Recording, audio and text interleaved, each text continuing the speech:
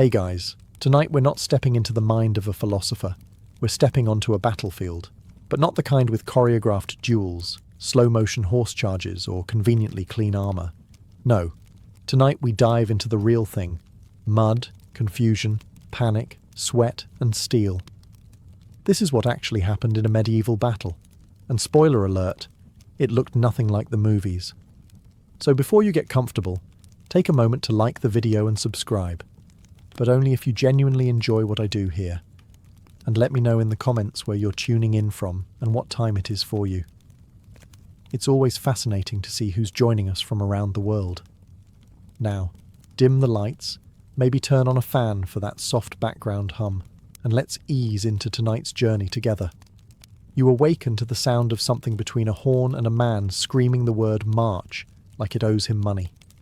There is no snooze button. There is no mattress. There is only the damp, cold earth and the deep spiritual ache of having slept in your armor. You try to stretch, but immediately regret it.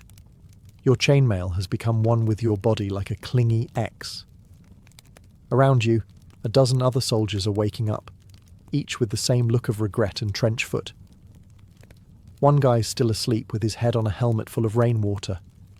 Another is trying to pull a slug out of his boot with a dagger. You're not sure if you should eat breakfast or apologize to your organs in advance. Breakfast, by the way, is what we'd call historically significant disappointment.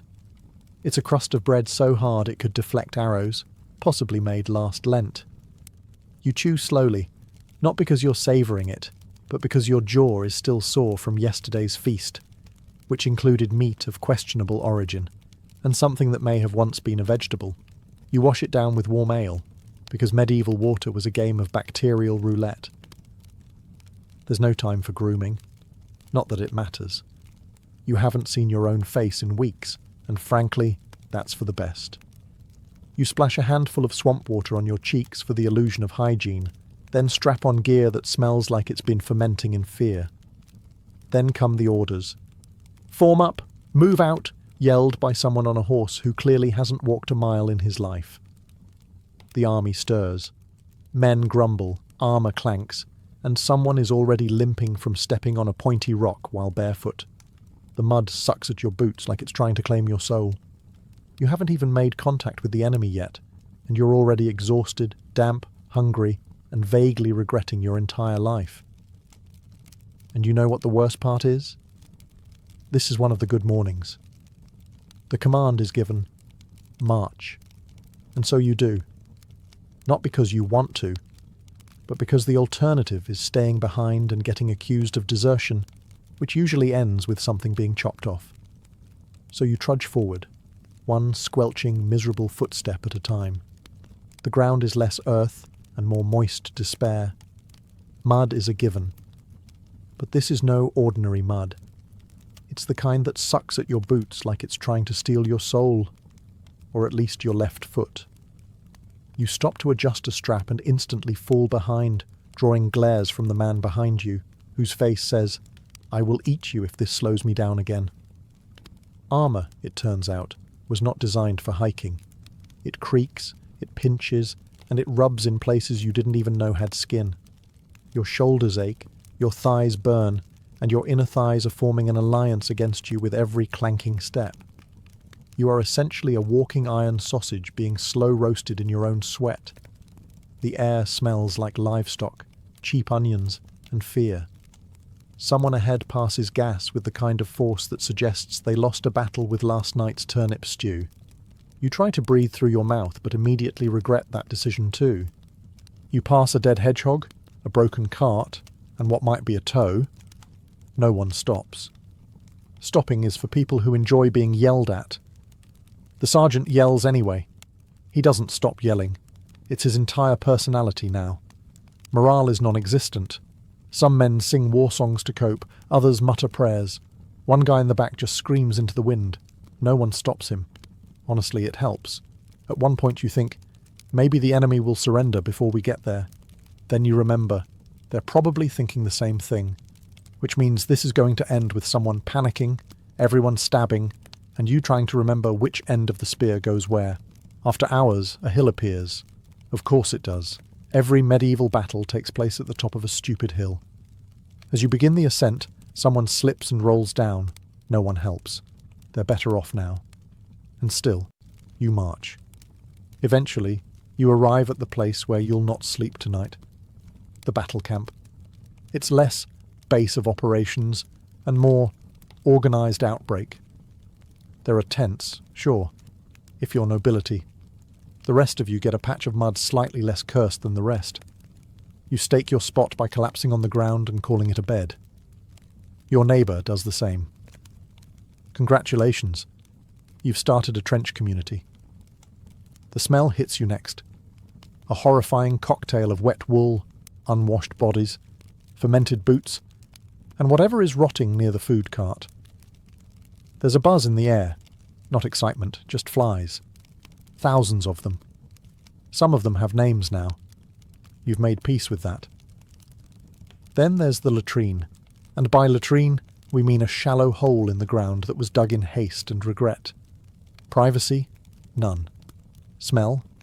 Biblical. You try not to look anyone in the eyes during your visit. Everyone's dignity has already fled. You're handed a bowl of stew. It's grey. That's the only flavour. Grey. You ask what's in it, and the cook makes eye contact for 5 uncomfortable seconds before walking away. You eat it anyway because you're starving, and you hope whatever meat is in there didn't have a name 2 hours ago. Some men are sharpening weapons. Others are playing dice. A few are praying very loudly, not out of devotion, but to make sure everyone sees that they're praying, just in case God's offering extra protection to the dramatic ones. Then there's the sounds. Hacking coughs, distant weeping, a man singing off-key about bread, and somewhere, someone trying to play a lute like it's a weapon. You hear a knight bark an order. He's clean. He smells like lavender. You hate him instantly. Night falls. You curl up in your damp cloak, lying next to a guy who snores like he swallowed a donkey. You try to sleep, but your brain's too busy imagining all the ways you could die tomorrow, or tonight, if that goat kicks you in your ribs again. And as you finally start to doze, a voice yells from the distance, "Form up at sunrise!" Fantastic. Another beautiful morning awaits. Dawn breaks, and with it comes the icy realization that you're going to die in a field. Probably soon. Possibly before lunch. You haven't even brushed your teeth. Not that you have a toothbrush, or any teeth worth saving. Trumpets sound. Men groan. You crawl out of your damp cocoon of lice-infested wool to find your comrades already pretending to be motivated. You line up, because standing in rows makes people feel slightly more in control of impending doom.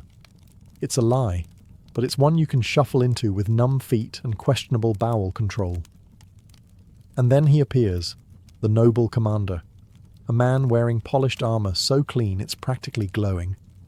He's got that energy only people who've never been punched in the face tend to have.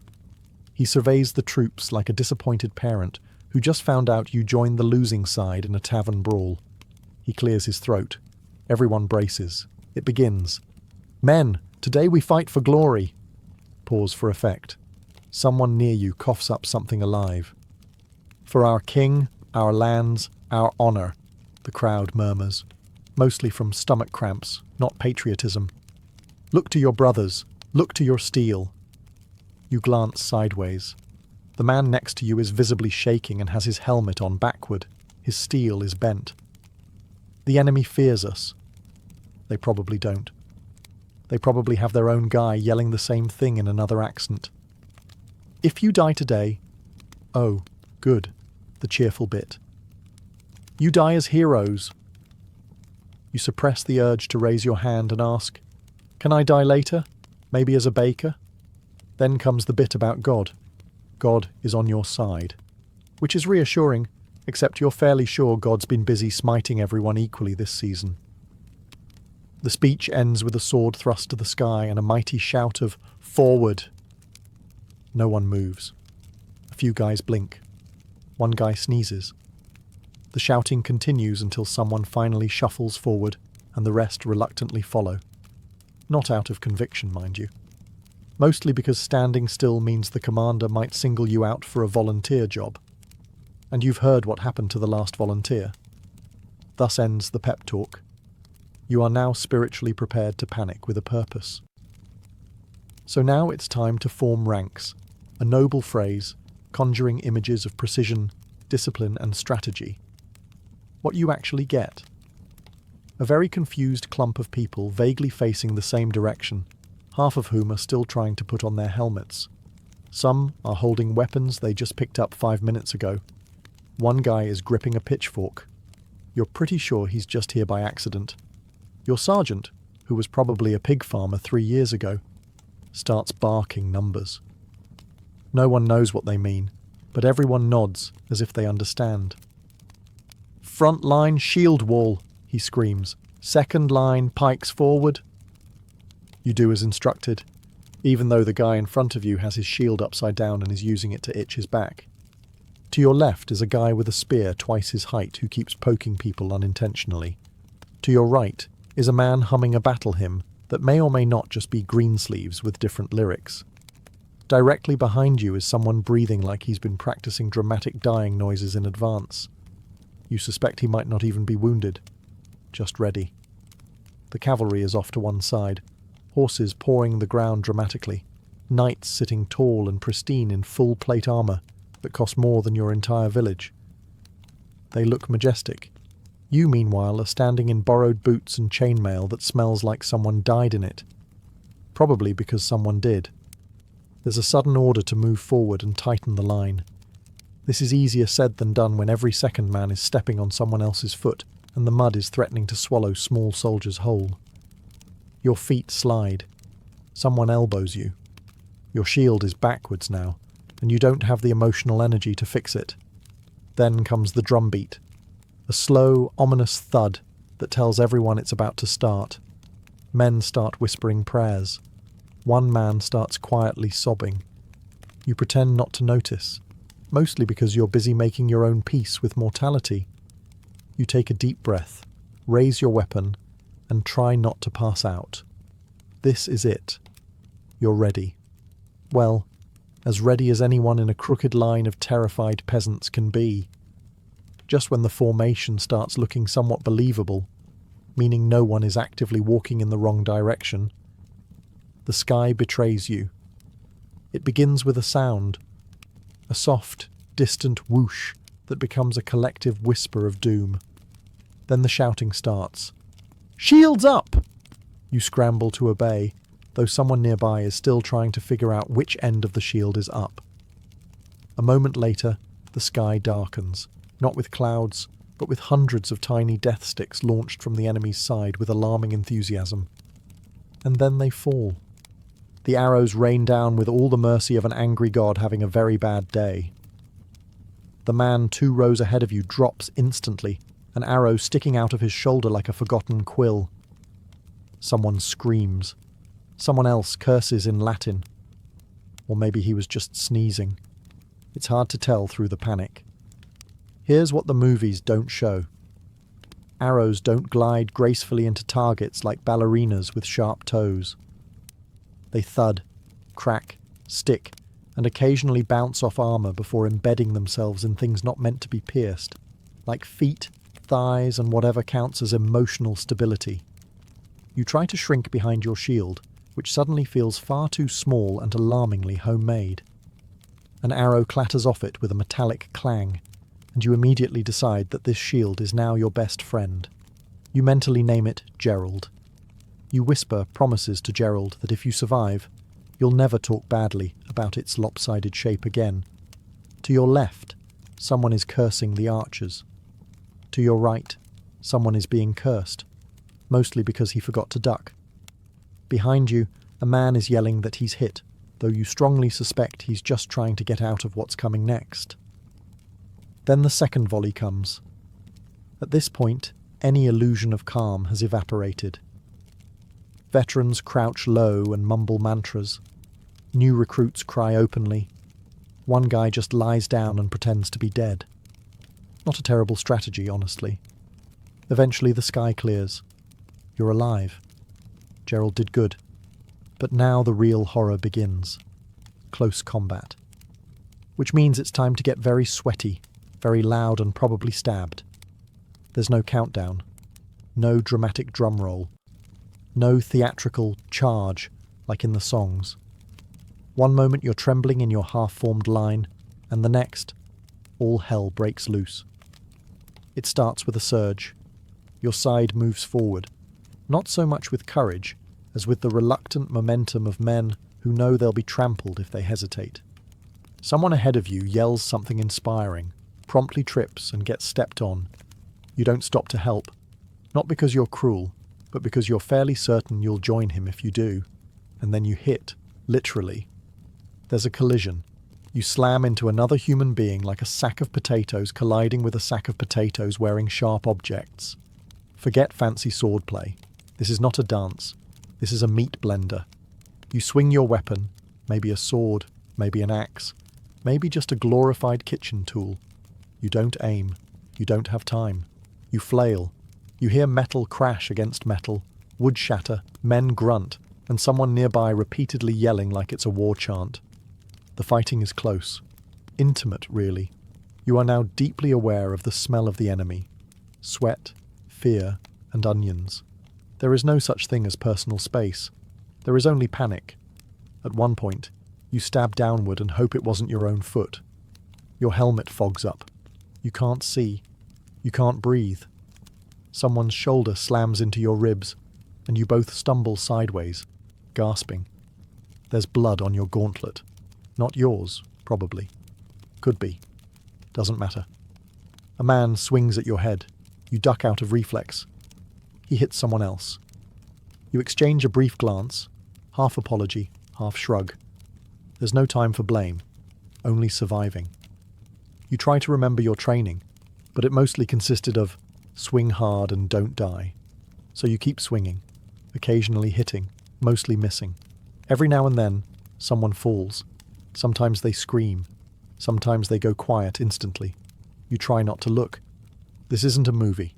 This is a bar fight at the world's worst tavern with 500 angry men and no one to break it up. And it's just getting started. If you thought medieval battle would sound like the elegant clash of swords and heroic trumpets, you are breathtakingly mistaken. It sounds more like a livestock market colliding with a blacksmith shop during an earthquake. The first thing you notice is the screaming. It's constant, not just from the wounded, though there are plenty of those, but from the living. Men yell to psych themselves up. They yell because they've been stabbed. They yell because someone stepped on their foot, or because they forgot whose side they're on and are now swinging wildly at anything that moves, including a bush. You've got the shrill screams of young lads who should have stayed in the bakery, guttural bellows from big men with axes, and the high-pitched, borderline apologetic whimper of a guy realizing he's wearing the wrong team's colours. Somewhere behind the lines, someone's shouting, "Hold the line," with all the hope of a man yelling at the tide to stop. No one listens. You can't even hear him. You're too busy dodging weapons and wondering if your left arm always made that clicking sound. Then come the weapons themselves. Swords clang against shields. Maces make a dull, horrifying thump when they connect with something soft, usually a face. Arrows whistle past your ears with the precise sound of regret. Occasionally, a spear cracks through armour, and the resulting shriek makes your spine reconsider its commitment to standing upright. But the worst sound, it's not the screaming. It's not even the dying. It's the wet sounds. Yes, wet. The squelch of someone stepping in something that used to be a person. The slurp of blood and mud mixing beneath your boots. The squish when someone lands badly and doesn't get up. These aren't sounds you forget. They take up permanent residence in your nightmares. You also hear armour clanking, men crying for their mothers, a horse screaming, which, by the way, is profoundly haunting, and somewhere unbelievably, someone trying to sing a hymn, badly, and out of tune. Amid it all, your ears start to ring, not from injury, just overload. You start to operate on instinct, because your brain's given up and gone on break, and still, the screaming continues. If you were hoping for a cinematic slow-motion end where you deliver a final monologue before dramatically collapsing, I regret to inform you, that's not how this goes. Most people in a medieval battle died unseen, unheard, and from behind. Usually by a guy who didn't even know your name. Sometimes it was even someone on your own side. You see, the battlefield is not a polite arena. It's a sweaty, chaotic mosh pit where everyone's one sneeze away from a fatal misunderstanding. 1 minute you're swinging your axe like you mean it. The next, thunk. Something pierces your back and your knees betray you.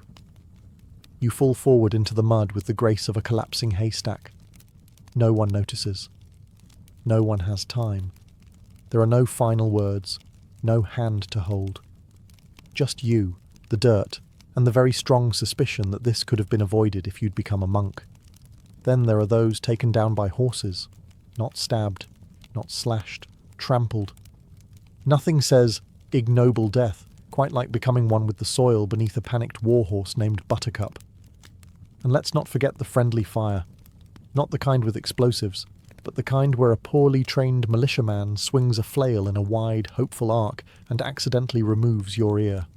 Or your head. Either way, you're remembered as that guy who stood a bit too close to Jeff. Some fall and are simply left behind. Whether unconscious, injured, or just deeply committed to pretending to be dead, they lie still while boots stomp past. Some of them live, some don't. It all depends on luck, mud, and whether a looter mistakes them for actual cargo. And sometimes it's insultingly random. A slipped foot on blood-soaked grass, a snapped ankle in a hole someone dug to poop in, or getting crushed under a panicked pile of men trying to flee but going the same direction. In short, medieval death wasn't majestic. It was awkward, undignified, and almost always sudden. Which is why, when a man survives, he's not celebrated for his bravery, but for his sheer, dumb luck. Movies make them look majestic. Galloping steeds ridden by chivalrous knights, charging nobly into battle like thunder given legs. In reality, horses in medieval combat were less glory machines and more unpredictable battering rams with anxiety issues. When cavalry charges, you don't hear trumpets, you hear rumbling. Not the poetic kind, the kind that makes your ribs vibrate and convinces your lower intestines it's time to evacuate. You glance up and see them. Enormous warhorses bearing down at speeds you didn't think possible from something that eats grass for a living. The knights look impressive from afar. Shimmering armour, fluttering banners, and fancy helmets that scream, "I paid extra for this." But up close, it's just screaming. From them. From the horses. From you. Because here's the thing. Horses do not care about your formations. They do not respect personal space. And they do not distinguish between enemy and guy just trying to stay alive. If you're in their way, you're going to get flattened into something archaeologists will one day label regretful smear. One man gets run over, entirely, disappears beneath hooves and is never seen again. Another tries to grab a knight's leg, misses, and is kicked in the chest so hard he might now be legally classified as a belle. Some knights fall off. A surprising number, actually. Turns out, slippery mud and full plate armour don't mix. When they crash, the sound is somewhere between a pantry collapsing and a church bell being punched. They then lie there like confused beetles, flailing and cursing as they try to stand up before someone sticks them with something pointy. And don't think the horses are immune to chaos. One rears up dramatically, gets spooked by a flag, and bolts in the wrong direction, dragging its rider toward the latrines. Another simply refuses to move at all, which results in a shouting match between knight and horse that everyone awkwardly ignores. For infantry, there's only one rule: don't be under the horse. It's a rule everyone learns quickly, often the hard way. By the end, horses are bloodied, men are scattered, and whatever formation existed is now a tragic memory. And the cavalry? They'll probably do it all again tomorrow. At some point in the battle, after the arrows, after the screaming, after you've been accidentally elbowed by at least 3 people on your own side, you fall It might be from a shove, or tripping over a severed limb, or slipping on the world's slickest combination of blood, bile, and someone's recently spilled breakfast. Doesn't matter how it happens, you're down. And in medieval battle, falling down is not part of the choreography. It's a decision point. You now have about 3 seconds to make a very important choice. Get up and maybe die, or stay down and maybe die. Getting up is bold, noble even. Also, incredibly dangerous. Because standing up in a battlefield means becoming a very obvious, very upright target in a sea of distractions. You might get speared just for trying. Worse, you might get trampled by your own side, who now view you as battlefield floor texture. On the other hand, staying down isn't exactly safe either. People fall on you. Horses stomp near you.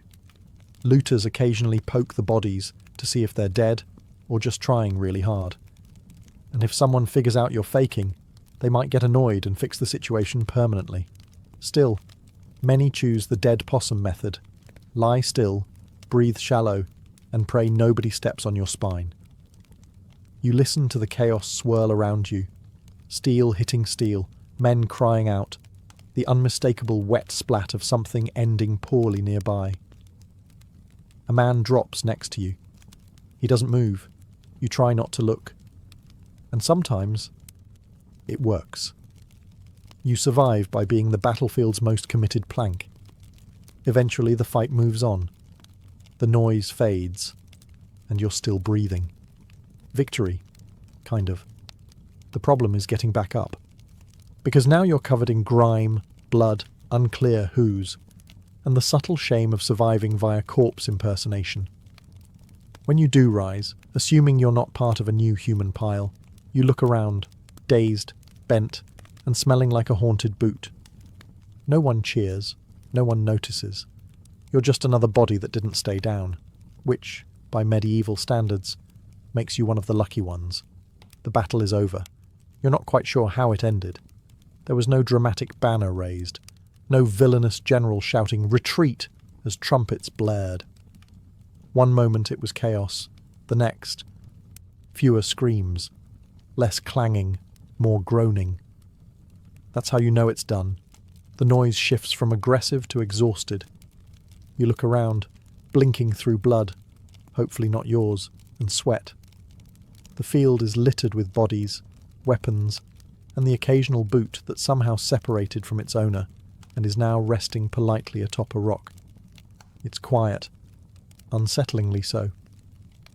Someone mumbles, "We won," with all the enthusiasm of a man who just found out he gets to live, but only in a tent full of disease.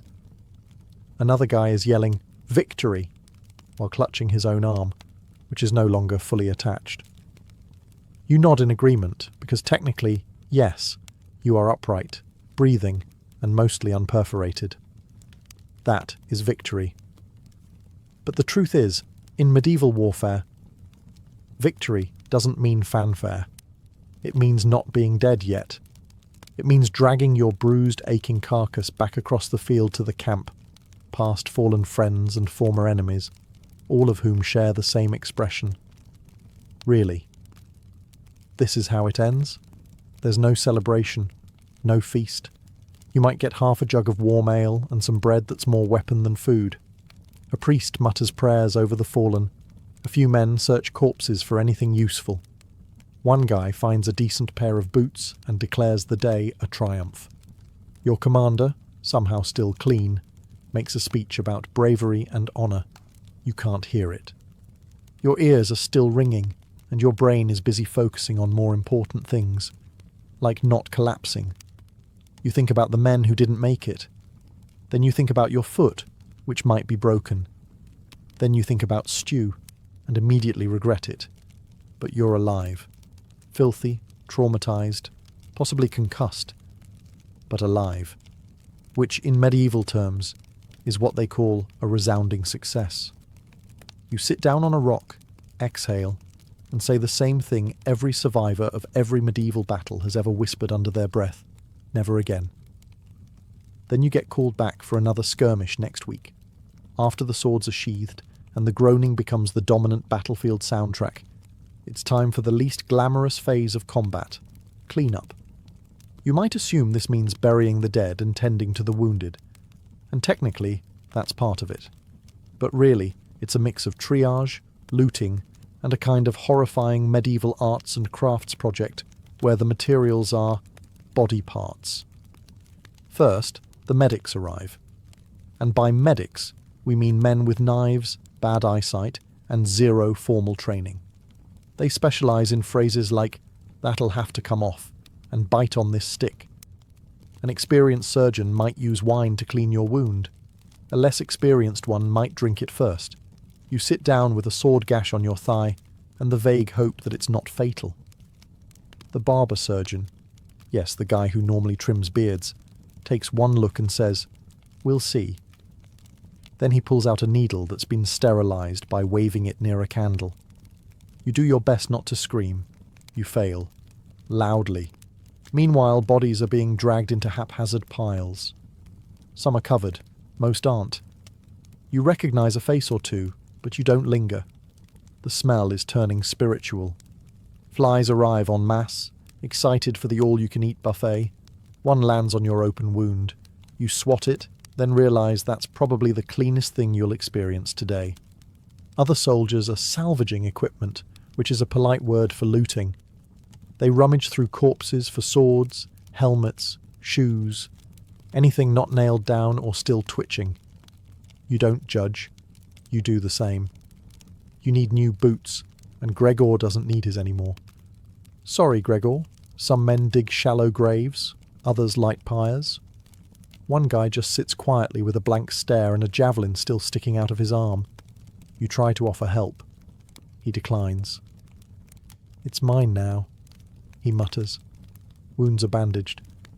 Some reopen 5 minutes later. Infection? Likely. Amputation? Probable. Death?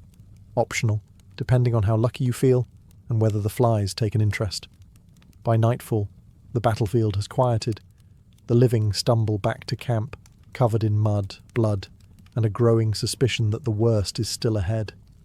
And technically, they're right. You've survived. Technically. You've stumbled off the battlefield with all your limbs and just enough brain function to recognise your own boots, which may or may not have belonged to someone else this morning. Now it's time to rest. And by rest, we mean collapse somewhere vaguely dry and try not to cry. Back in camp, everything smells worse. Somehow. The scent of sweat, blood, bad stew, and cooked horse lingers in the air like a curse no one's brave enough to name. You find your spot, a patch of earth less swampy than the rest, and lie down with the grace of a dropped sack of onions.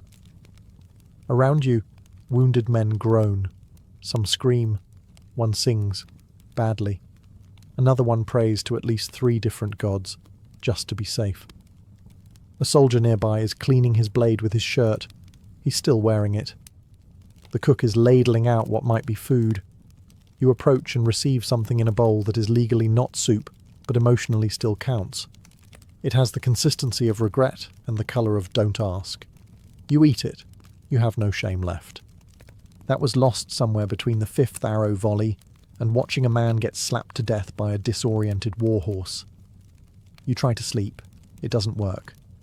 You're too sore, too itchy, and the guy next to you has started snoring with the intensity of a church organ falling down a hill. You shift positions 12 times and end up slightly wetter than when you started. You stare at the stars and wonder what you did wrong in a past life to deserve this one. Occasionally, someone limps in from the darkness, dragging a sword and muttering something about next time. There won't be a next time. There's always a next time. Your commander walks through camp, pretending to look concerned. His armour is still polished. He's not bleeding. You hate him a little more. And yet, you're alive. Your body's one massive bruise. Your brain feels like it's been boiled in onion ale. But you made it. This is what passes for downtime in medieval war. Tomorrow the clean-up continues. Or worse, marching. Again. Surviving a medieval battle doesn't earn you peace. What it does earn you is a seat around the fire, a lukewarm mug of something vaguely alcoholic, and the right to start rewriting history before your bruises even finish forming. This is how it always ends. Not with a noble ceremony or a bard singing songs of your heroism. No. It ends with a bunch of filthy, traumatized men sitting on damp logs, trying to one-up each other with stories that get more questionable by the minute. You listen as a man swears he personally took down 6 knights with nothing but a frying pan. Another claims he caught an arrow mid-air and threw it back.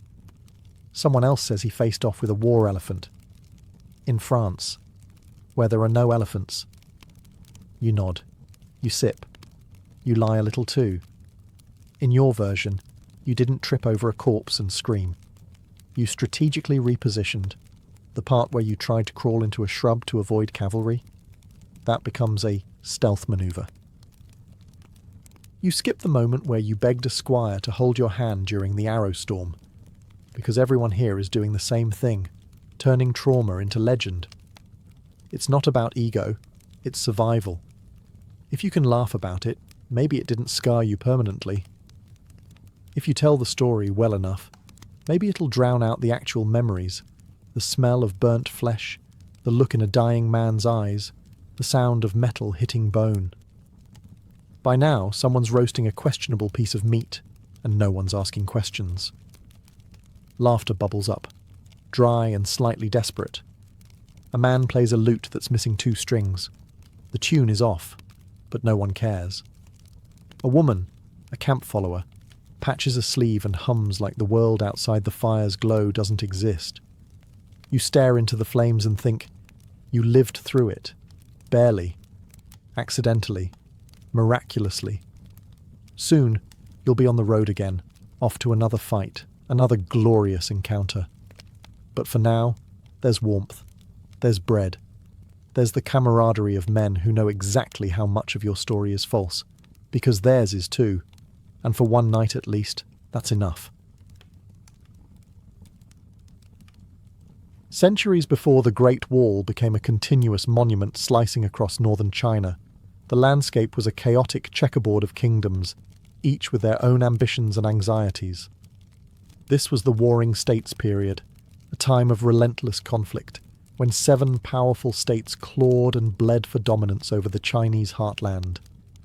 These kingdoms, constantly at odds with one another, had little reason to cooperate. Instead, they raised individual walls, local, makeshift defences built from tamped earth, stones, and timber. These early fortifications were not part of some grand unified plan.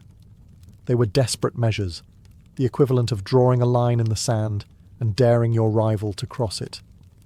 More than barriers, they were statements of power. This is mine. Try and take it. But it wasn't just rival kingdoms they feared.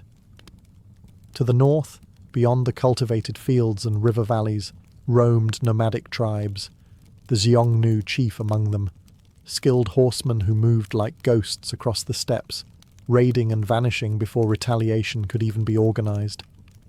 These raids weren't just inconvenient, they were existential threats. Livestock stolen, villages burned, and trade routes severed. The scattered states had little choice but to try and wall off the wild. The earliest of these regional barriers stretched for miles, but they were fragile, hastily constructed with rammed earth or layers of brush and mud. Some were reinforced with wooden stakes or crude stone blocks, but few were built to last. What they lacked in permanence, they made up for in manpower. Tens of thousands of peasants, conscripts and prisoners were thrown into the grueling work, often with no choice and no rest. These isolated walls were often poorly maintained, crumbling in the face of time and weather. Still, they represented the beginning of an idea, that China's northern frontier could be tamed not through negotiation or diplomacy, but through sheer will and wall building. No single king envisioned the Great Wall as we know it today. That dream of unification, of a singular barrier stretching across the spine of China, would come later, with the rise of an emperor who craved not just power, but eternity in stone. And so, amid dust and blood, the groundwork was laid, not for a wall, but for a legend. In 221 BCE, after centuries of chaos, a single man did what no one before him had: unite all of China. His name was Qin Shi Huang, the first emperor of the Qin dynasty, and he didn't just want to rule. He wanted to redefine the landscape itself. Where others saw a fractured region stitched together by war, he saw the beginnings of an empire. And to protect it, he needed something colossal. One of his first decrees as emperor was to link and expand the existing regional walls built during the Warring States period. These individual barriers, some already decaying, others barely more than glorified trenches, would be joined into a single massive defence network to keep the nomadic Xiongnu and other northern tribes at bay. But this was no repair job. It was an engineering campaign of imperial scale. Qin's vision was not just about military defence. It was about power, unity, and control. A continuous wall symbolised not just the edge of civilization, but the edge of his personal authority. To build it, he conscripted hundreds of thousands, soldiers, peasants, prisoners, and scholars who had run afoul of the regime. Many were worked to death in remote mountain passes or scorching deserts. The wall earned a grim nickname among the people: the longest cemetery on earth. And yet, the sheer scale of the project was unlike anything the world had seen. The materials were brutal and basic, rammed earth packed layer by layer between wooden frames. Workers stomped it down with their feet or pounded it using logs. Where stone was available, it was hauled by brute strength. Tools were primitive. The terrain was merciless. But Qin Shi Huang was relentless. He didn't just build a wall. He built roads, standardized weights and measures, even unified the written script. In his mind, all of it, the roads, the rules, the walls, were part of one project: to create order from chaos and leave behind an empire that would last forever. The original Qin wall may not have looked like the iconic stone structures we picture today, but it was the foundation. It was the beginning of a boundary that would rise, fall, and rise again, through dynasty after dynasty. And next, it would pass into the hands of the Han. After the death of Qin Shi Huang and the swift collapse of the Qin dynasty, many of his sweeping reforms were rolled back. But not the wall. The Han dynasty, 206 BCE, 220 CE, which rose in the Qin's wake, recognized the same eternal truth: China's northern border was never truly secure. And so, rather than abandon the project, the Han emperors doubled down, expanding, strengthening, and redefining the Great Wall. Under Emperor Wu of Han, in particular, the wall wasn't just a military barrier. It became the backbone of imperial strategy. The Han launched massive campaigns to push back the Xiongnu, those same nomadic horsemen who had terrorized the north for generations. In doing so, they extended the wall farther than ever before, into regions that would eventually serve as arteries of trade and movement for centuries. The Han didn't just rebuild the Qin walls, they adapted them. Instead of relying solely on rammed earth, they incorporated bricks, stones, and more sophisticated fortifications where the terrain allowed. Watchtowers were added at intervals, allowing soldiers to spot raiding parties from afar, and light signal fires, an early warning system that let news of an attack travel hundreds of miles in a matter of hours. More than a military tool, the Han Wall became a logistical network. Garrison posts, signal towers, and supply depots turned the wall into a functional military road. Troops could move quickly, supplies could be relayed efficiently, and messages could travel with blazing speed by beacon or runner. The Great Wall had become more than a line. It was now a living system of defence. Life along the Han Wall was harsh but not forgotten. The Empire stationed thousands of soldiers and settlers in remote forts, creating a frontier society where families, merchants, and outposts clung to imperial protection. Over time, these lonely stations became small communities, and in their shadows, cultures met. Han Chinese and nomadic tribes trading, mingling, and occasionally clashing in these dusty crossroads. By the end of the Han era, the wall had transformed into something new, not just a line of defence, but a symbol of imperial presence in the vast northern reaches. And yet, even the mighty Han could not hold the line forever.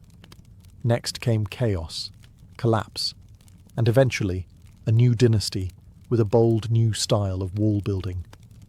With the fall of the Han dynasty in 220 CE, China once again unravelled into political disunity and warlordism.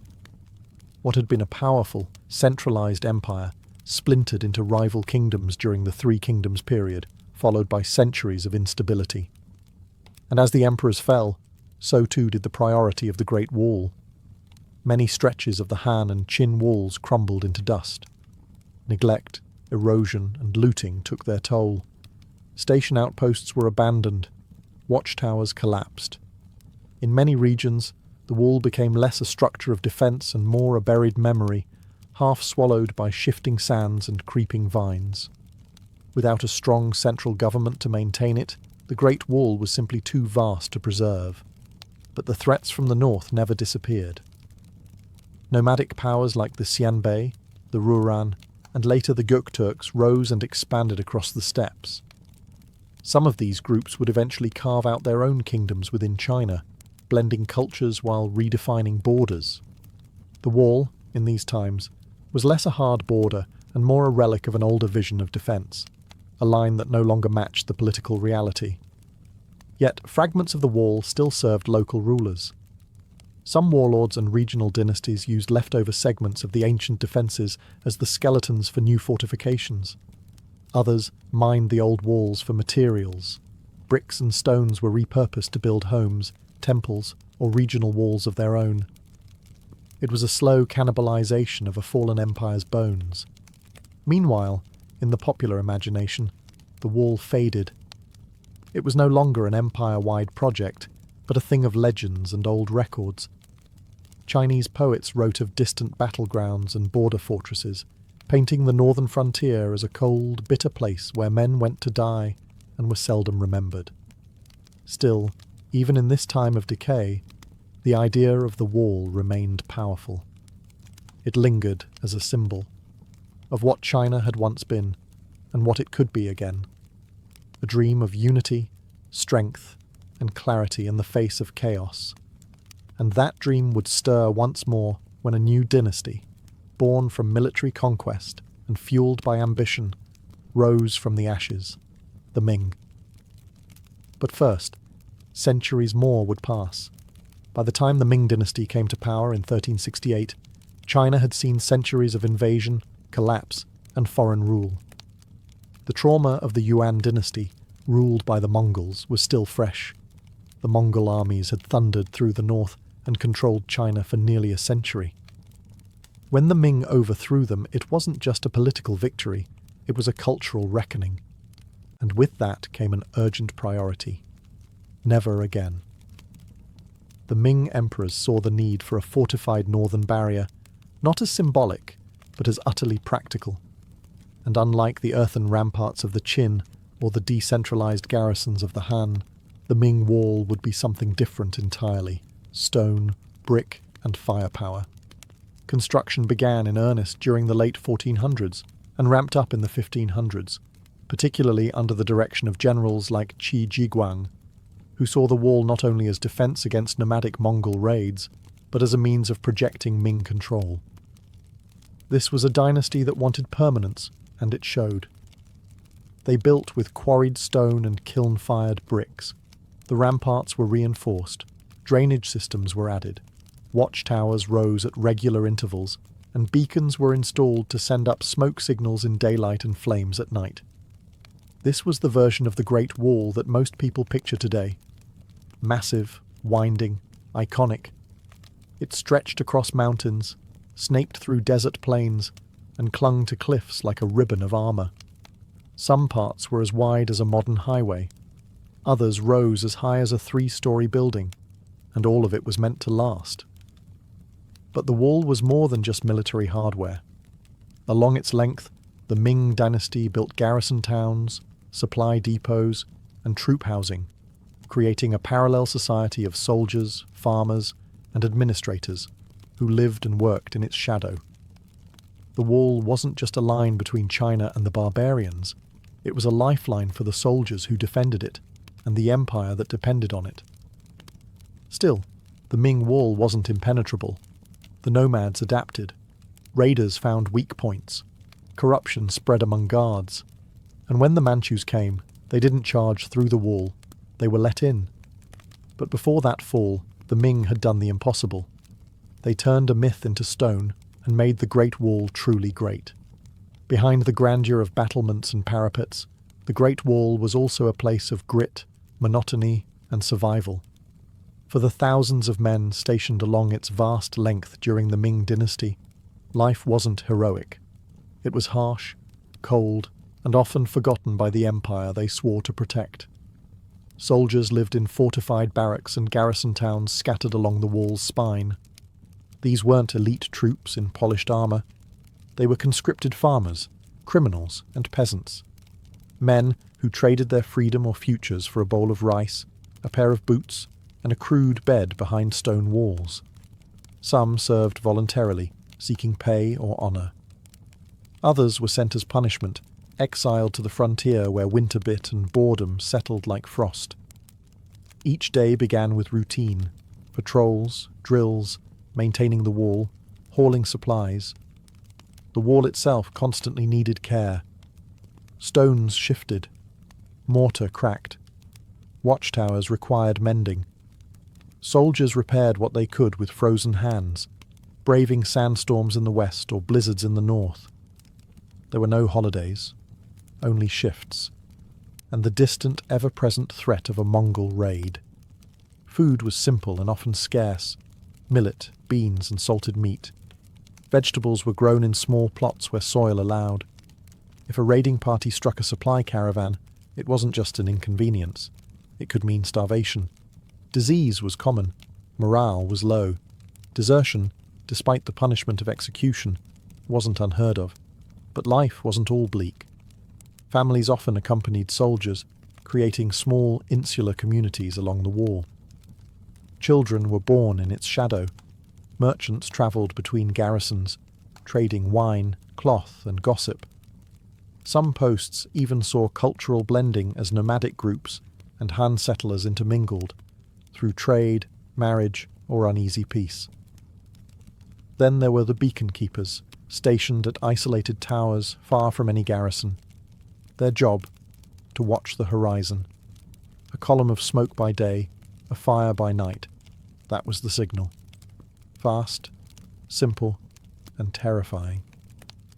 These men lived alone or in pairs, surrounded by nothing but silence and sky. To live on the Great Wall was to exist between worlds, between empire and wilderness, between myth and reality. These were the invisible lives that kept the wall standing. Not emperors, not generals, just ordinary people with calloused hands and cold feet. And yet, for all their effort, the wall could not hold forever.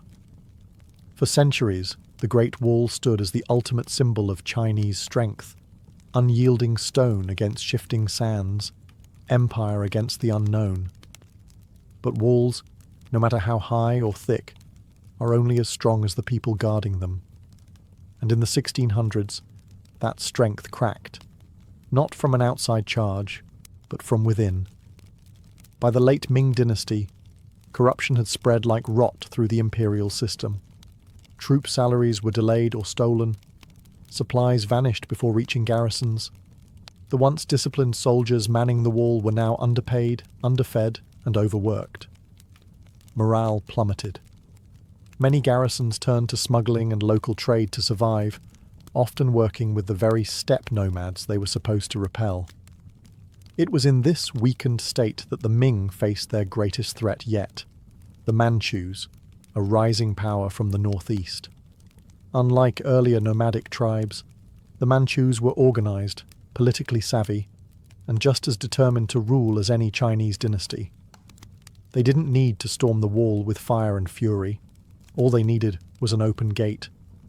That gate came in 1644, when a Ming general named Wu Sangui made a decision that would change history. Faced with a peasant rebellion that had already seized Beijing, and with his own forces outmatched, Wu opened the Shanhai Pass, one of the most critical entries through the wall, to the Manchu army. He hoped they would help suppress the rebellion. Instead, they took the capital and founded a new dynasty, the Qing. In one stroke, the Great Wall's entire purpose collapsed. It had not been conquered. It had been bypassed, betrayed by those it was meant to protect. The wall could not defend against shifting loyalties, desperation, or political convenience. Under the Qing, the Great Wall faded from strategic importance. The empire expanded deep into the north, pushing past the barrier that once marked the edge of civilization. The wall was no longer a frontier. It was a relic, a memory of a different world. And so the Great Wall, which had taken centuries to build, was rendered obsolete in a single moment of human error. No breach, no siege, just a key in the wrong hands. But legends rarely die so easily. After the Manchus took power and the Qing dynasty expanded China's borders well beyond the wall, the once mighty fortification began to fade, not with a crash, but with a whisper. It was no longer a military necessity. Trade routes bypassed it. New fortresses were built deeper into the frontier. The Great Wall, that colossal symbol of imperial resolve, simply became irrelevant. Without purpose, maintenance ceased. The garrisons emptied. Watchtowers were left to crumble. Local villagers scavenged its bricks to build homes, wells, and pig pens. In some places, entire stretches were dismantled stone by stone, not out of malice, but practicality. Why quarry new material when the old wall sat unused? In deserts, sand slowly swallowed sections of it. In the mountains, roots split stones apart. Rains washed away mortar. Centuries of storms, earthquakes, and time turned once grand battlements into lopsided ridges and forgotten humps on the horizon. Travellers and poets still spoke of its grandeur, but few cared to visit. For most of the Qing dynasty, the wall was a monument to a bygone age, respected, but rarely maintained. It wasn't until the 19th and early 20th centuries, as China struggled with foreign invasion, civil war, and modernization, that the wall began to re-emerge in the national consciousness. Foreigners, especially European explorers and scholars, started to arrive with wide eyes and notebooks. They romanticized it. They marveled at it. Some even misunderstood it, believing the entire structure had been built by one emperor or that it was visible from the moon. By the time the People's Republic of China was established in 1949, the wall had become more than stone. It was a symbol of Chinese identity, endurance, and ingenuity. Mao Zedong famously said, "He who has not climbed the Great Wall is not a true man," turning it from a ruin into a patriotic rite of passage. In the late 20th century, restoration projects began, particularly near Beijing. Tourists flocked to sites like Badaling, where the wall was reconstructed to its Ming glory. Other sections, wild, broken, and authentic, remained untouched, slowly succumbing to nature. From forgotten ruin to global icon, the Great Wall had completed a strange journey. No longer a barrier of defense, it had become a bridge to the past, a reminder of what people can build when driven by fear, ambition, and dreams that stretch across centuries. The Great Wall of China is one of the most recognized structures on Earth, yet much of what people know about it is wrapped in myth and exaggeration. Contrary to popular belief, it's not a single wall, but a network of fortifications built by different dynasties over 2,000 years, stretching through mountains, deserts, and plains. It doesn't form an unbroken line, and, no, it's not visible from the moon. But the truth, far more fascinating. The wall is less about stone and mortar, and more about memory and metaphor. It represents a civilization's long struggle to define itself, not just against outsiders, but against the chaos within. It tells a story of emperors obsessed with order, of peasants forced into backbreaking labor, of generals whose legacy was measured not in victories, but in feat of construction. It's the product of ambition so great it left a scar visible from the sky. Throughout Chinese history, the wall has meant different things to different people. To emperors, it was a symbol of control. To soldiers, it was a prison of duty. To poets, it was a lonely place, echoing with the wind and the weight of separation. And to modern China, it has become a cultural anchor, a reminder of endurance, strength, and national pride. Tourists come by the millions, hiking restored paths and posing beside ancient watchtowers. They're drawn not just to the view, but to the myth, the idea that human hands could shape something so vast, so defiant, it would outlast kingdoms, dynasties, even time itself. And in many ways, it has. Yet large portions of the wall remain in ruins. Over 30% has already disappeared, eroded, or dismantled. Preservation is now a race against weather, development, and neglect. The challenge today is not to build the wall, but to remember and protect what remains, to preserve a past that stretches over continents and centuries. In the end, the Great Wall was never truly about keeping enemies out. It was about drawing a line between civilization and wilderness, between empire and uncertainty, between what was known and what was feared.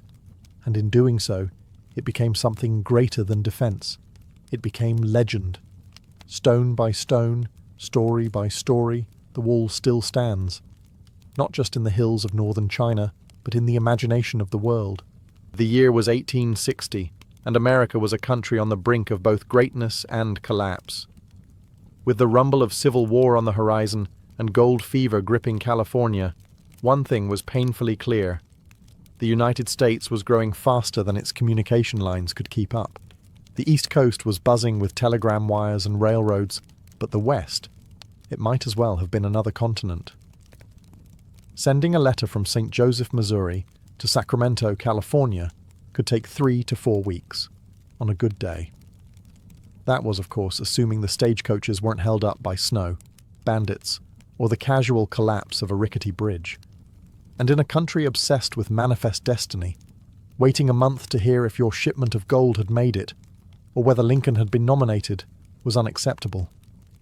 The government had tried alternatives, steamships around Cape Horn, or via the Panama Isthmus, both risky, expensive, and painfully slow.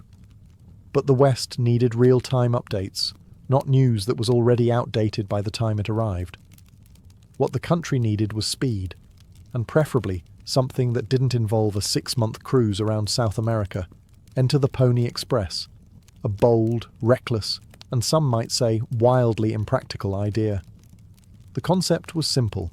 Put a chain of young, lightweight riders on horseback, racing day and night across nearly 2,000 miles of rugged terrain. Relay stations would be placed every 10-15 miles, fresh horses swapped in minutes, and no one stopped. Rain, snow, or arrows be damned. Letters would now travel from Missouri to California in under 10 days. It sounded crazy, but then again, so did building a transcontinental railroad. And look how that turned out. This wasn't just about delivering mail. It was about proving that the American frontier could be conquered with grit, courage, and a lot of saddle sores. It was about shrinking a sprawling, chaotic country into something that felt just a little more connected. And at the center of it all stood a ragtag team of businessmen, teenage riders, and weary station masters, about to make history on horseback. But as fast as it rose, the Pony Express would soon find itself racing against something it couldn't outrun, the speed of light itself. The brains behind the Pony Express weren't wild cowboys or government officials. They were businessmen, ruthless, ambitious, and maybe a little desperate. William H. Russell, Alexander Majors, and William B. Waddell were already knee-deep in the overland freight business. They ran supply lines to army posts across the West, hauling everything from barrels of flour to military cannons through Indian Territory and barren plains. But contracts were drying up, and the economy was shaky. So they did what all great capitalists do when cornered. They gambled. Their new plan? Launch the fastest mail service in American history and land a juicy government deal to make it profitable. They called it the Central Overland California and Pikes Peak Express Company, which, let's be honest, doesn't exactly roll off the tongue. The newspapers and public quickly gave it a more thrilling name, the Pony Express. This wasn't just a logistical venture, it was an all-out sprint across hell. The route stretched nearly 2,000 miles from St. Joseph, Missouri to Sacramento, California, cutting through the unforgiving heart of the American wilderness. There were mountain passes in the Rockies that swallowed wagon trains whole, and deserts in Nevada where horses could collapse within hours.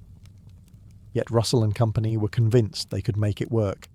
They built over 150 relay stations, hired about 80 riders, and bought 400 of the toughest, fastest ponies money could buy. Their first goal was symbolic: deliver Lincoln's inaugural address to California in record time. The plan was a PR stunt, but also a challenge to the telegraph and the stagecoach, two giants of 19th century communication. They launched the inaugural ride on April 3rd, 1860. A crowd gathered in St. Joseph to watch the first rider bolt out of town with a mail pouch slung over his saddle. Cheers erupted. A legend was born. Behind the scenes, the company was hemorrhaging money. Stations had to be manned, horses fed, riders paid, and equipment constantly replaced. But no one cared about the books. Yet. All eyes were on the trail. Could this audacious experiment actually work? What followed wasn't just fast. It was a blur of courage, chaos, and wild improvisation. Riders raced through blizzards, dodged ambushes, and sometimes crossed rivers still frozen over. They weren't just carrying mail. They were carrying the promise of a united country. And for a brief, shining moment, it worked. The Pony Express had one major requirement for its riders. They had to be young, really young. Ideally, orphans. That way, if they died on the trail, no one would complain too loudly. Charming, right? The typical rider was between 14 and 20 years old, weighing no more than 125 pounds. The lighter the boy, the faster the horse. Ads famously called for skinny, wiry fellows, not over 18, orphans preferred. It was part job offer, part dare, and the ones who answered were a special breed, reckless, stubborn, and wired for speed. Among the most legendary was William Buffalo Bill Cody, who would later become a Wild West icon. Though there's debate about how much he actually rode for the Express, the image of a teenage Cody charging through hostile territory with nothing but a revolver and a mail pouch helped fuel the mythos. Then there was Pony Bob Haslam, who completed one of the longest and most dangerous rides in Express history. 120 miles through Paiute territory, with fresh arrows sticking out of his shoulder. These weren't just delivery boys. They were adrenaline junkies. Riders galloped through sleet and sandstorms, often riding day and night with little rest. They carried a mochila, a saddlebag designed to be easily tossed between horses, which held the sacred cargo, about 20 pounds of letters, tightly packed and sealed in oilskin to protect against the elements. Every second mattered. Riders changed horses roughly every 10 to 15 miles, pausing only long enough to throw the mochila over a fresh saddle and gulp some water. Each rider would cover 75 to 100 miles in a single stretch, then collapse at a home station for food and rest. And then they'd do it all over again. Dangers lurked at every turn. Bandits, wild animals, river crossings, and attacks by hostile groups defending their lands from intrusion. The Express didn't carry weapons of war, but every rider had a revolver, a knife, and a lot of nerve. They rode alone through the night, often with no company except for the sound of hooves and the wind. Despite the danger, the Pony Express rarely failed to deliver. The mail got through, almost always. And in those fleeting 18 months, these teenage daredevils became legends, living, breathing symbols of American tenacity. While the riders got the glory, it was the network of relay stations, about 157 of them, that made the Pony Express work. Without them, there would have been no heroic dashes, no 10-day record times, and certainly no letters reaching Sacramento unscathed. These stations were the unsung heroes, scattered roughly every 10 to 15 miles across deserts, plains, and mountain passes like tiny islands of civilization in an ocean of wilderness. There were two main types: relay stations and home stations. Relay stations were simple affairs, bare-bones structures where a rider would swap out their exhausted horse for a fresh one. The exchange was a pit stop in the purest sense, often completed in under 2 minutes. Picture it, a kid barely old enough to vote, galloping in at full speed, flinging the mochila onto a waiting saddle, and bolting off again in a cloud of dust. Home stations were spaced about every 75 to 100 miles and served as the rider's resting point. Here, the young men could eat, sleep, and attempt to recover before heading out again. These were often operated by station keepers and their families, living in isolated cabins or sod houses with little more than a fireplace and a sense of duty. Mail delivery depended on them. A missed horse, a closed gate, or a sleepy attendant could cause hours of delay, and that was unacceptable. Life at these stations wasn't glamorous. Supplies were scarce. Stations in the high desert or deep plains had to fend off raids, survive brutal winters, and deal with wildlife ranging from rattlesnakes to wolves. Station keepers often lived with a rifle within arm's reach and slept with one eye open.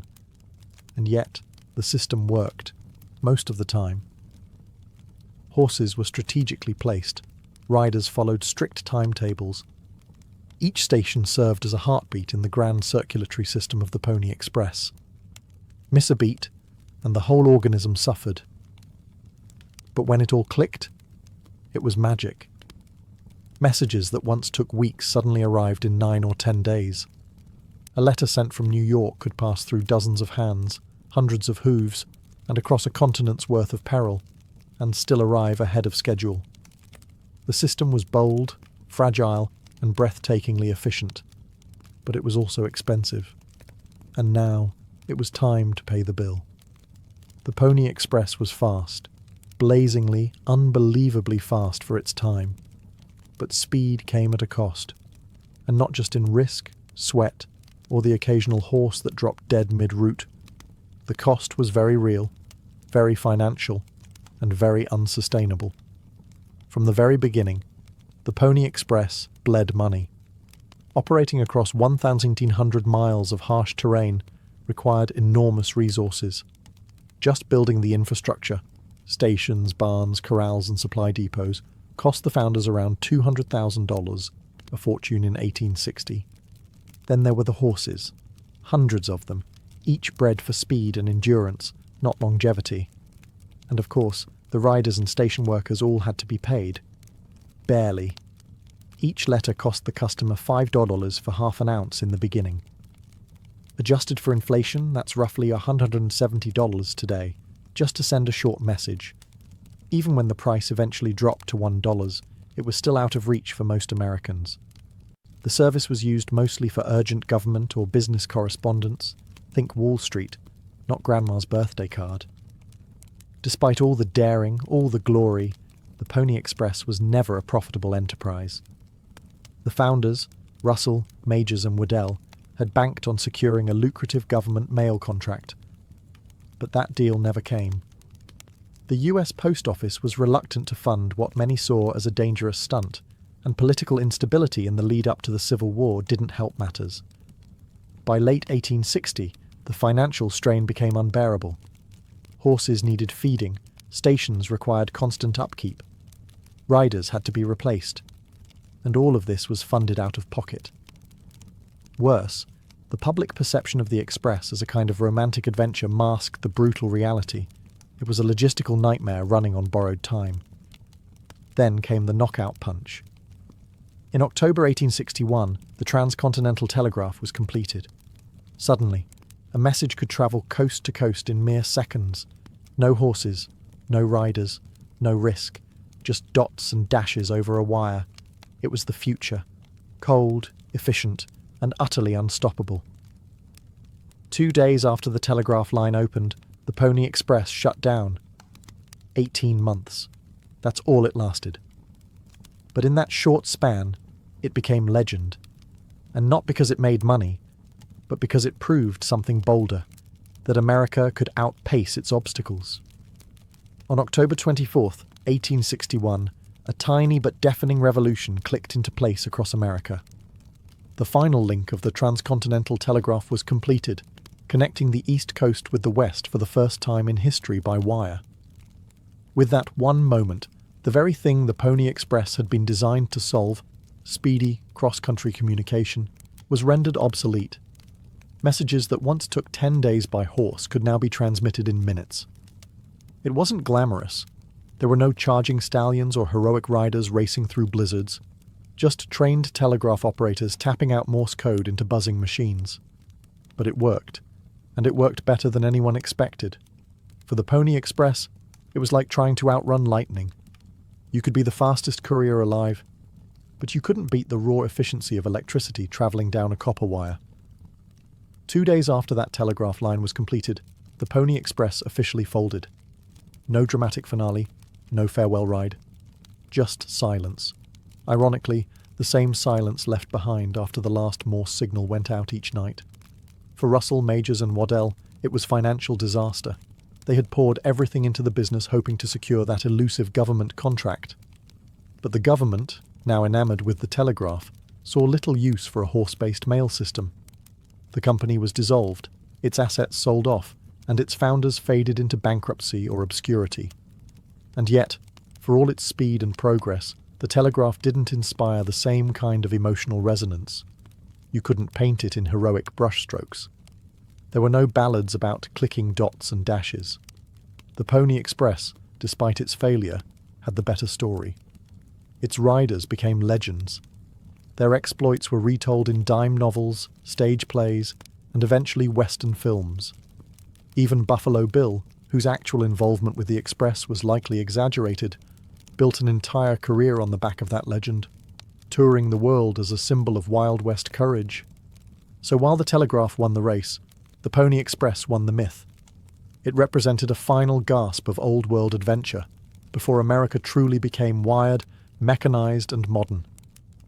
Though the Pony Express galloped into history in just 18 months, its legend would outlive its brief lifespan by more than a century. Almost immediately after its shutdown, writers, journalists, and showmen began turning it into myth, a romantic tale of danger, speed, and rugged American spirit. The truth was already impressive. But truth wasn't enough.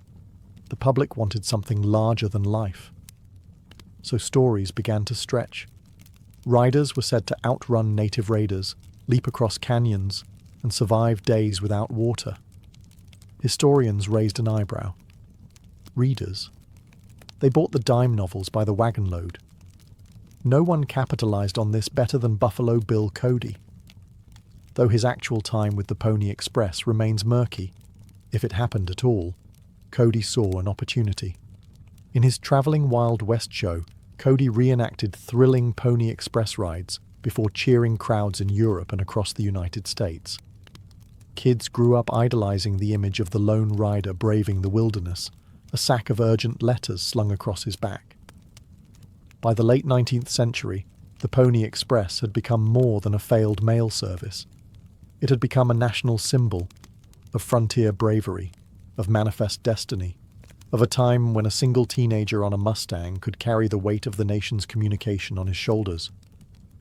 Towns along the original route started commemorating the stations. Statues were built, plaques were placed. In St. Joseph, Missouri and Sacramento, California, historical markers proudly declared, "Here began the Pony Express." Schoolchildren were taught about the riders like they were founding fathers on horseback, and Hollywood, of course, came galloping in. Silent films, TV shows, and westerns featured exaggerated but lovable versions of the Express, often ignoring how brutal, short-lived, and economically disastrous the real thing had been. Still, the romantic appeal endured. And maybe it's because the Pony Express tapped into something timeless, the idea that sheer determination and grit could overcome impossible odds, that youth and courage still mattered, that in the face of technology there was still space for the human spirit to shine, if only briefly. So even as the telegraph wires hummed overhead, and later telephone lines and satellites followed, the image of a young rider tearing across the plains never quite faded from the American imagination. The Pony Express didn't just deliver mail. It delivered a myth, a blueprint, a rugged silhouette of what Americans wanted to believe about themselves. In a country stitched together by ambition and risk, it became the perfect story. Bold, brief, tragic, and full of speed. At its heart, the Pony Express captured a uniquely American fantasy that one individual, with enough courage and determination, could carry the burden of a vast nation on their back. A teenage rider, braving storms and arrows, symbolized not just frontier grit, but youthful defiance against the impossible. It wasn't about efficiency, it was about heart. As the 20th century dawned and America entered the industrial age, that cowboy on a mission energy became a kind of nostalgic fuel. Railroads might have spanned the continent, and telegraphs might have connected cities in milliseconds, but those machines lacked soul. The Pony Express was the last time communication felt human, urgent, and heroic. It was the last romantic gasp before wires and gears replaced muscle and sweat. Politically, the story of the Pony Express was also convenient. It painted the expansion westward as noble and exhilarating, rather than messy, violent, or exploitative. Schoolbooks taught it as a triumph of courage, not a story of risky capital investment or conflict with indigenous peoples. In this way, the Pony Express helped launder the more uncomfortable parts of American expansion into a feel-good narrative. A teenager galloping through the desert is easier to celebrate than a land dispute or a bankrupt freight company.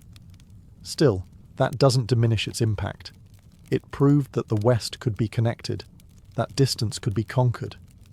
And even though the Express failed financially, it helped pave the way, literally and figuratively, for the infrastructure that would follow: the telegraph, the railroad, the transcontinental highway.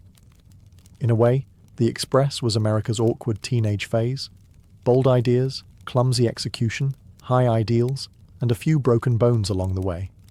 It was a short-lived miracle that set the stage for something bigger. And even now, when modern communication happens with a tap, there's still something stirring about a lone horseman galloping into the unknown, because somewhere, buried deep in the dust, is the reminder that progress once came on 4 legs and raw nerve. On October 26, 1861, just 2 days after the transcontinental telegraph line went live, the last Pony Express rider galloped into Sacramento. There were no fireworks, no farewell parade, just a quiet end to one of the boldest communication experiments in American history. It was over, just like that. But that final ride wasn't a failure. In fact, it was a victory lap. The Express had done its job. It had proven that a country as wide and wild as the United States could be connected, quickly, reliably, and with human tenacity. Even though it was replaced by the flicker of telegraph signals, the Pony Express had set a standard. Urgency, bravery, and daring could still matter in a world of wires and machines. In the decades that followed, the Pony Express became almost mythological. Statues of galloping riders were raised in town squares. Reenactments were performed every July. Postal stamps commemorated its brief, breathless run. And historians, sometimes amused, sometimes in awe, continued to revisit those 18 months that changed how America imagined itself. It's easy to forget how fragile the whole thing was. Letters were carried in lightweight pouches that could be passed between riders in seconds. Horses were trained to run full tilt over cliffs, rivers, and mountains. Riders were barely old enough to grow a beard. There were ambushes, stampedes, and snowstorms. And still, against all odds, most of the mail made it on time. The Express also left behind something more subtle, a template for how Americans would view risk and reward. Silicon Valley founders and Wall Street gamblers often talk about Pony Express energy, bold moves made fast, with the odds stacked against you. It's still used as a metaphor for trying something insane just because it might work, even if it doesn't. Today, when you send a message across the planet in a second, it's hard to grasp what 10 days on horseback meant. But that's the point. The Pony Express isn't remembered because it lasted. It's remembered because it tried. For one brief, shining moment, a bunch of kids on horseback outran the world. And though they were eventually passed by the telegraph, the telephone and the internet, they did what few ventures ever do. They made history, and then they became legend. And that more than speed is what made the Pony Express unforgettable. Before the violin found its place beneath the chins of concertmasters and soloists, before it filled opera houses and sonatas with aching emotion, it lived many lives under many names. Its story begins not in Italy, but far earlier, in the vast, wind-swept grasslands of Central Asia. Here, centuries ago, horsehair was strung across simple wooden bows to stroke the strings of instruments like the morin-kur and the rebab. These early bowed instruments, used by nomadic herders, produced low nasal tones that mimicked the human voice or the sounds of the animals they lived alongside. The idea was revolutionary, using friction rather than plucking or striking to sustain a note. It was the birth of an expressive technique that would echo across cultures. As trade routes flourished, these instruments moved westward, along the Silk Road, through Persia, into the Arab world, and eventually into southern Europe. The rebab, in particular, was carried into Moorish Spain during the 8th and 9th centuries, where it mingled with local traditions. Meanwhile, the Byzantine Empire developed the lyra, another bowed instrument that would later influence Eastern European designs. Each culture added something, a different tuning, a new shape, an extra string. These instruments didn't evolve in a straight line. They branched like a family tree. In medieval Europe, the rebab gave rise to the vielle and the fiddle, boxy, bowed instruments held against the chest or tucked under the chin. These were the tools of wandering minstrels and church musicians, playing simple melodies in taverns, streets, and courtly halls. Their sound was raw but intimate, their construction basic but clever. The bow had arrived, and with it, a new way of thinking about music, not as a sequence of short notes, but as a flowing, continuous voice. But these early fiddles were still crude compared to what was to come. Their shapes varied wildly, their tuning was inconsistent. There was no standard form, no refined soundboard, no fingerboard optimized for agility. Still, in their wavering tones and handmade quirks, the violin's soul was beginning to stir. The concept was there. The desire for something more agile, more emotional, more human. It was just waiting for the right hands, in the right place, at the right time. As the Middle Ages gave way to the Renaissance, Europe found itself awash in new ideas about art, science, and music. Among cathedrals and courts, a quiet transformation was taking place. The rough-hewn fiddles and vielles of earlier centuries were being refined, not only in appearance, but in purpose. Instruments were no longer just for dancing or liturgical drones. They were becoming vehicles for expression. By the 15th century, bowed string instruments had become common throughout Western Europe. You could hear them in taverns, weddings, noble chambers, and theatres, but no two looked quite the same. The vielle often had 5 strings, and its shape varied wildly from maker to maker. The lira da braccio, an Italian favourite, had a broad body and flat bridge, making it ideal for playing chords, popular with Renaissance poets and humanists who liked their verses set to music. But despite their growing popularity, these instruments still had limitations. Their sound lacked projection. The tuning systems were unreliable. Their design was too clumsy for true virtuosity. Musicians and composers began asking for more flexibility, more range, more clarity, more responsiveness. Something that could sing like a voice, yet dance like a flute. At the same time, a quiet revolution was happening in instrument-making craftsmanship. Artisans across Italy and Germany were experimenting with curved wood, new varnishes, and more precise carving tools. They weren't just shaping wood, they were shaping resonance. Luthiers began to understand that the shape and thickness of the wood dramatically affected the sound it produced. Thinner tops vibrated better, rounded backs projected further, arched bridges allowed for individual string playing. Musical tastes were evolving too. Composers began writing more intricate parts for bowed instruments. The demand wasn't just for rhythm or harmony, it was for melody, for something lyrical and soloistic. The stage was being set for a new type of instrument to emerge, one that was compact, agile, and expressive. Europe had all the ingredients: the centuries-old lineage of bowed instruments, the artistic energy of the Renaissance, and a new class of master builders ready to carve out the future. All that was missing was someone bold enough to reimagine the instrument from the ground up. And in the small Italian town of Cremona, that someone was about to pick up a chisel. In the fertile plains of northern Italy, nestled along the Po River, lies the unassuming town of Cremona. During the 16th century, it was neither a capital nor a military power, but it was home to something else entirely: craftsmanship at its finest. This was a place where guilds of builders, artisans, and instrument makers turned wood into miracles.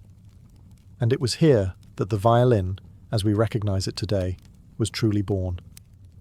At the center of this quiet revolution stood Andrea Amati, a master luthier whose innovations would define an entire family of instruments.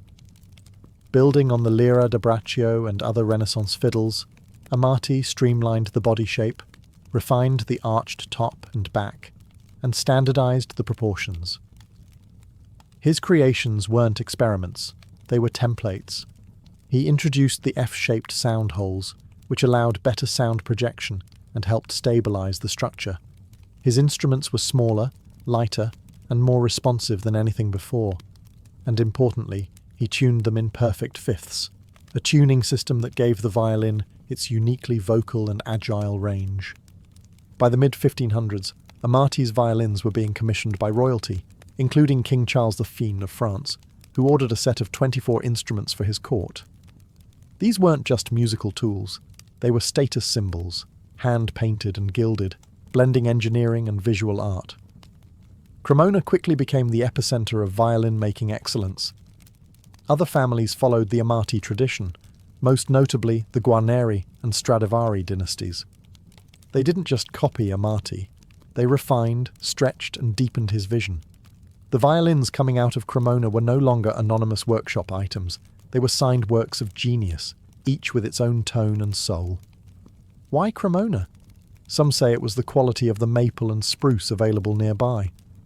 Others point to the climate, perfect for drying wood slowly and evenly. Still others credit the tight-knit guild culture, where techniques were passed down through apprenticeships and secrets, never written, always spoken. Whatever the reason, Cremona became to violins what Florence was to painting, a birthplace of brilliance. From these narrow cobblestone streets, an instrument emerged that could whisper or weep, leap or lament, an instrument that would go on to shape centuries of music across Europe and beyond. By the early 17th century, the violin had outgrown its birthplace. No longer confined to the luthier's shops of Cremona, it began to travel, from court to court, chapel to chapel, and across the borders of Renaissance Europe. And with each journey, it gained power, prestige, and purpose. Italy, of course, remained the heart of violin culture.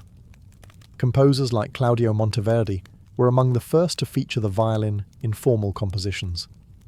In Monteverdi's Orfeo, 1607, widely considered the first great opera, violins were used not just for accompaniment, but to express mood, emotion, and divine grandeur. The instrument was no longer a rustic fiddler's tool. It was a theatrical voice, capable of seduction, sorrow, and triumph. Soon, Italian violinists and instrument makers carried their craft abroad. They moved to Germany, Austria, and France, where royal courts were eager to embrace the latest musical fashions. The violin became a fixture in chamber ensembles, prized for its clarity and brilliance. In Paris, the royal court of Louis XIV adopted it enthusiastically. The Sun King even had an official 24-member violin band, the Les 24 Violons du Roi, a powerful endorsement of the instrument's rising status. Meanwhile, Germany and Austria began developing their own schools of violin playing and construction. Makers like Jakob Steiner gave the instrument a broader, deeper body, favouring a warmer tone over the sharp brilliance of the Italian designs. Violinists such as Heinrich Bieber pushed the instrument's technical boundaries writing demanding solo works filled with ornamentation and emotional complexity. Churches, too, embraced the violin. It accompanied choirs, filled stone cathedrals with soaring melodies, and took part in sacred oratorios. No longer considered too sensual or secular, it was now accepted into the highest realms of spiritual music. By the end of the 17th century, the violin had become more than a curiosity. It was essential to composers, to performers, and to audiences. It was equally at home in a smoky tavern, a royal ball, or a candlelit cathedral. And it wasn't done yet. Next came the golden age of violin making, and the rise of a name that would become synonymous with perfection: Antonio Stradivari. If Andrea Amati gave birth to the violin, Antonio Stradivari perfected it. Born in Cremona in 1644, Stradivari was trained in the tradition of the Amati workshop, but he quickly moved beyond imitation. What he created in the late 17th and early 18th centuries would become the gold standard, not just of violins, but of musical craftsmanship itself. Stradivari's instruments weren't merely beautiful, they were transcendent. With a keen eye for wood selection, subtle asymmetry in shaping, and a still mysterious varnish that added depth both visually and sonically, Stradivari violins possessed a tone that was clear, powerful, and hauntingly warm. They could project to the back of a concert hall, yet whisper intimately to a single listener. Stradivari built over 1,000 instruments in his lifetime: violins, violas, cellos, and even guitars. About 650 survive today, each one named like royalty: the Messiah, the Soil, the Lady Blunt. Many are still played by the world's greatest soloists. Even centuries later, their sound remains unmatched. Some scientists have tried to unlock the Stradivarius secret by scanning the wood, analysing the varnish, or modelling the acoustics. But the truth is, no one can fully replicate what he did. What made his work so exceptional? Part of it was the wood: slow-growing alpine spruce for the top plate, and flamed maple for the back, aged to near perfection. But much of it was Stradivari's meticulous adjustments, minute alterations to thickness, arching, and shape that gave each instrument its unique character. During his lifetime, Stradivari's fame spread far beyond Cremona. Kings, dukes, and virtuosos sought his instruments. His workshop became legendary. Even after his death in 1737, musicians regarded a Stradivarius as the ultimate prize, a tool so responsive it felt alive. Stradivari wasn't the only great luthier of his time. The Guarneri family, especially Giuseppe Guarneri del Gesù, produced violins with darker, more aggressive tones, favoured by soloists like Paganini. But Stradivari's name endured as a myth, his instruments like relics from a divine era of sound-making. The golden age of violin making had peaked, and from this point forward, the violin would move from the hands of makers to the stage, into the era of virtuosos who would stretch it and the human spirit to its limits. By the 18th century, the violin had fully evolved from a supporting voice into a starring role. It no longer just filled in harmonies or led dance rhythms. It began to speak, as if endowed with a personality of its own. And in the hands of a new breed of performers, the virtuosos, the violin became an instrument of awe. One of the earliest stars was Arcangelo Corelli, whose elegant and expressive sonatas helped define the violin's role in Baroque music. He wasn't a flashy showman, but his playing was admired for its grace and control.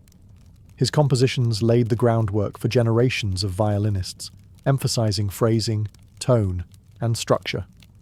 Then came Antonio Vivaldi, the Red Priest of Venice. A fiery composer and performer, Vivaldi wrote over 230 violin concertos, most famously The Four Seasons. These pieces weren't just music, they were theatrical experiences, filled with imitations of birdsong, thunderstorms, and pastoral dances. Vivaldi showed the world that the violin could not only sing, it could tell stories. As musical taste shifted toward the classical era, the violin remained at the forefront. Composers like Mozart and Beethoven wrote violin sonatas and concertos that demanded nuance, speed, and deep emotional intelligence. The violinist was no longer just a technician. They had to be a storyteller and a dancer, moving with the orchestra and breathing life into every phrase. But it was in the early 19th century that the idea of the violinist as a mythic figure reached its peak, thanks to Niccolò Paganini. With his gaunt appearance, supernatural stage presence, and seemingly impossible technique, Paganini was more than a musician. He was a phenomenon. Audiences whispered that he had made a deal with the devil. His fingers flew across the strings in dizzying displays of double stops, harmonics, and left-hand pizzicato. His 24 caprices for solo violin remain a towering Everest for modern players. Paganini changed everything. After him, violin playing would never be the same. He elevated the instrument's celebrity and ushered in an age where soloists were as revered as kings. With every bow stroke, the violin was no longer just an instrument. It was a voice, sometimes divine, sometimes demonic, always unforgettable. As the violin grew in power and prestige through the 18th and 19th centuries, it also became the cornerstone of the orchestra. Once a companion to singers and lutes, the violin now led the charge. Melodic, expressive, and versatile, it became the instrument composers relied on to carry their grandest ideas. The transformation began with the Baroque orchestra, where strings already formed the foundation. Violin sections, first and second, emerged to provide harmony and melody. Composers like Bach and Handel gave the violin prominent roles in their concertos and orchestral suites, but it was still part of an ensemble identity. There were no massive string sections yet, just tight, intimate groups. Then came the classical era, and everything expanded. Composers such as Haydn and Mozart shaped the modern symphony, and the violin took centre stage. Haydn, often called the father of the symphony, built rich, balanced orchestral textures with violins as the melodic engine. Mozart went further, giving violins delicate, soaring lines and treating them with tenderness and agility. In his symphonies, the violin could be playful, tragic, or divine, all within a few measures. But it was Beethoven who truly transformed the orchestra. He expanded its size, deepened its emotional range, and placed unprecedented demands on every section, especially the strings. The first violins often carried the primary themes, while the second violins played crucial harmonic and rhythmic roles. No longer background players, they were now the narrators of symphonic drama. By the Romantic era, orchestras had ballooned in size, and the violin was king. Brahms, Tchaikovsky, Dvorak, and others gave the violin lush melodies and heroic passages, both in symphonies and concertos.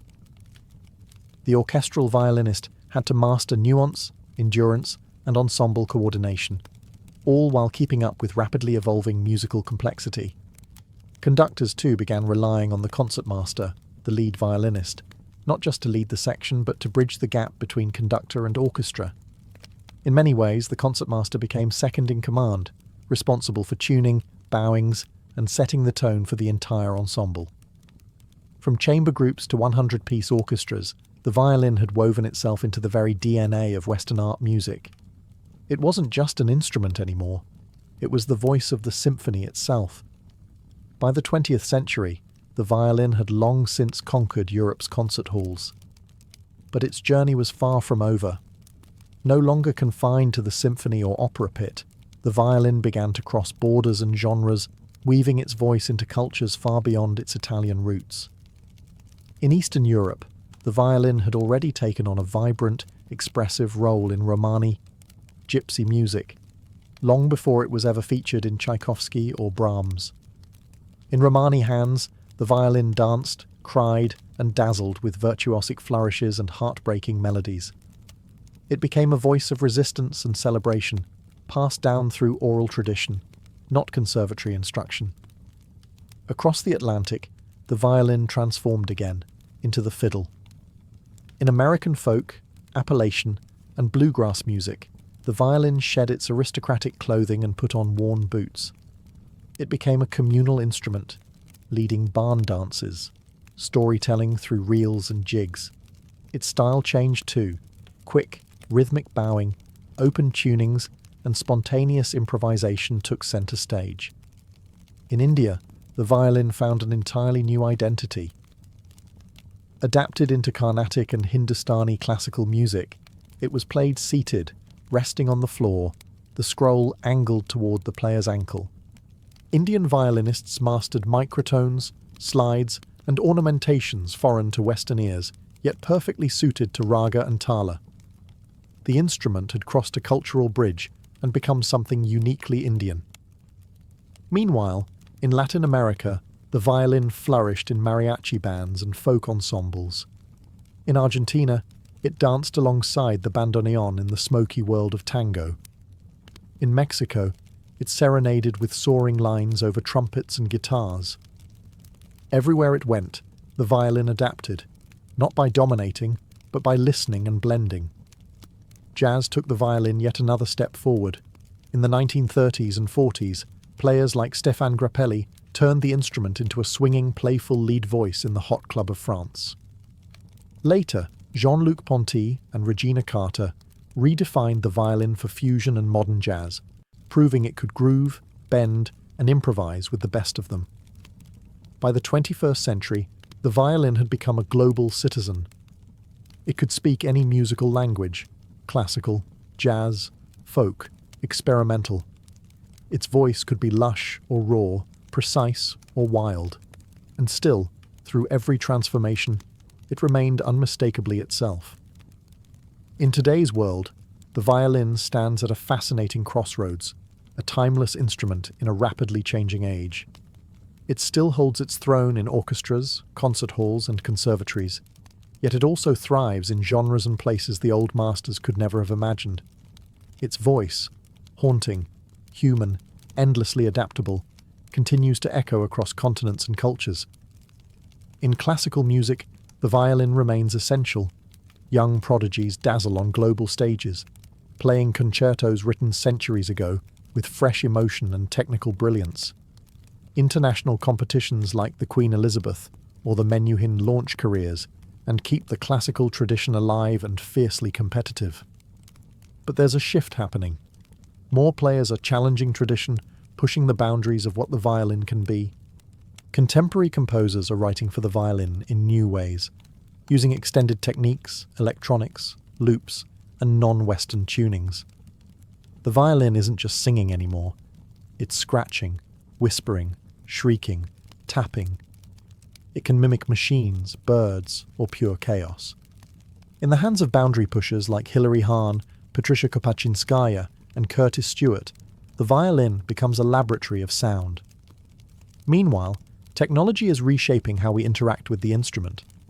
Electric violins, once a novelty, are now common in pop, rock, and experimental music.